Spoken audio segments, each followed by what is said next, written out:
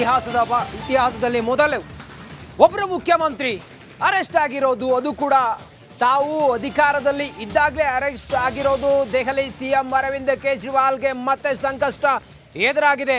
ಅಬಕಾರಿ ನೀತಿ ಅಕ್ರಮದ ಸಂಕಷ್ಟ ಎದುರಾಗಿದೆ. ರೋಸ್ ಅವೆನ್ಯೂ ಕೋರ್ಟ್ ಕರೆದೊಯ್ದಿದ್ದಾರೆ ಇಡಿ ಅಧಿಕಾರಿಗಳು. ಹೆಚ್ಚಿನ ವಿಚಾರಣೆಗಾಗಿ ವಶಕ್ಕೆ ಇಡಿ ಅಧಿಕಾರಿಗಳು ಕೇಳುವ ಸಾಧ್ಯತೆ ಇದೆ.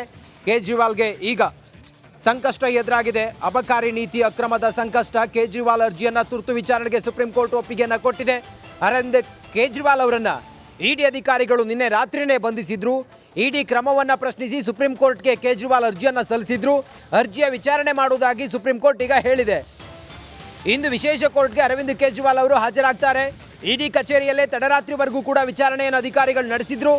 ಹೆಚ್ಚಿನ ವಿಚಾರಣೆ ಮಾಡೋದು ಬಾಕಿ ಇದೆ. ಹಾಗಾಗಿ ಅರವಿಂದ್ ಕೇಜ್ರಿವಾಲ್ ಅವರನ್ನ ನಮ್ಮ ಕಸ್ಟಡಿ ಕೊಡಿ ಅಂತೇಳಿ ಇಡಿ ಅಧಿಕಾರಿಗಳು ಕೇಳುವ ಸಾಧ್ಯತೆ ಇದೆ. ಜೈಲಲ್ಲೇ ಕುಳಿತು ಅಧಿಕಾರವನ್ನು ದೆಹಲಿ ಸಿಎಂ ಅರವಿಂದ್ ಕೇಜ್ರಿವಾಲ್ ಅವರು ನಡೆಸ್ತಾರೆ. ಇದೆಲ್ಲದರ ನಡುವೆ ಇವತ್ತು ಅರ್ಜಿ ವಿಚಾರಣೆಯನ್ನು ಸುಪ್ರೀಂ ಕೋರ್ಟ್ ಕೈಗೆತ್ತಿಕೊಳ್ಳುತ್ತೆ. ಹೆಚ್ಚಿನ ವಿಚಾರಣೆಗೆ ನಮಗೆ ಕೊಡಿ ಅಂಥೇಳಿ ಇಡಿ ಅಧಿಕಾರಿಗಳು ಕೇಳುವಂಥ ಸಾಧ್ಯತೆ ಇದೆ.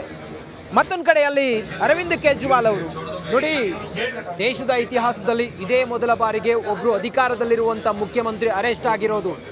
ಆದರೆ ರಾಜೀನಾಮೆಯನ್ನು ಕೊಡ್ತಾರಾ ಅನ್ನುವ ಪ್ರಶ್ನೆ ಬಂದಾಗ ಬಿಜೆಪಿ ನಾಯಕರು ಪಟ್ಟು ಹಿಡಿದಿದ್ದು ಇಂಥದ್ದೊಂದು ಆರೋಪ ಬಂದಿದೆ. ಅರೆಸ್ಟ್ ಆಗಿದ್ದೀರಾ, ರಾಜೀನಾಮೆ ಕೊಡಬೇಕು ಅನ್ನೋ ಪಟ್ಟು ಹಿಡಿದಿದ್ರೂ ಕೂಡ ಅರವಿಂದ್ ಕೇಜ್ರಿವಾಲ್ ಅವರು ಮಾತ್ರ ಜೈಲಲ್ಲೇ ಕುಳಿತು ಅಧಿಕಾರವನ್ನು ನಡೆಸ್ತಾರೆ ಅನ್ನೋದ್ರ ಬಗ್ಗೆ ಈಗ ಅಧಿಕೃತವಾಗಿ ಮಾಹಿತಿ ಸಿಕ್ಕಿದೆ.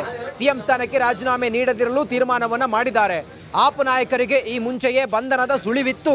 ಅದಕ್ಕಾಗಿಯೇ ಮುಂದಿನ ಹೋರಾಟದ ಬಗ್ಗೆ ಆಪ್ ನಾಯಕರು ತೀರ್ಮಾನವನ್ನು ಮಾಡಿದ್ದಾರೆ ಅನ್ನೋದು ಈ ಹೊತ್ತಿಗೆ ಮಾಹಿತಿ ಲಭ್ಯ ಆಗ್ತಾ ಇದೆ.